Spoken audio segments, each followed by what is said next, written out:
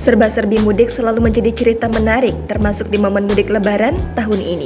Momen lucu terjadi, seorang pemudik tak sadar istri ketinggalan di Brebes, Jawa Tengah. Sementara, ia baru sadar istrinya tak diboncengnya saat sampai di perbatasan Pelamang, Pekalongan setelah anak menanyakan keberadaan ibunya.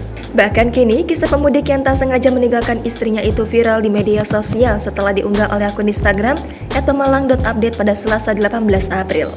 Sang istri tak sengaja tertinggal di sekitar wilayah Wanasari, Jalingkut, Brebes. Beruntung ia langsung mendapat bantuan dari petugas polisi di posko mudik. Dalam video itu, awalnya terlihat polisi yang menenangkan wanita berhijab bernama Mimin. Mimin ternyata tertinggal oleh suami dan anaknya saat mudik. Ia lalu bertemu dengan petugas polisi yang sedang berjaga di posko mudik. Kemudian dalam video berikutnya terlihat suami Mimin dan anaknya yang sudah putar balik dan sampai di posko. Pria berjaket hitam itu tampak panik campur bahagia setelah berhasil menemukan istrinya. Dari keterangan sang suami, awalnya ia mudik dari Jakarta ke arah timur bersama anak dan istri naik motor. Saat sampai di pertigaan Jalingkut, Brebes, pemudik itu langsung belok kiri keluar dari jalur Pantura.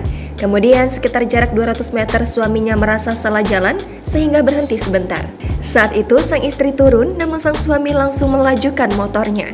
Suami Mimin baru menyadari istrinya tak ada saat sampai di perbatasan Pemalang, Pekalongan. Ia lalu mengecek handphone di tas. Ternyata sudah ada 21 panggilan tak terjawab dari nomor petugas polisi. Ia diberitahu oleh polisi yang menelpon jika sang istri tertinggal di Brebes. Dirinya pun harus kembali ke Brebes dengan jarak tempuh hampir 2 jam.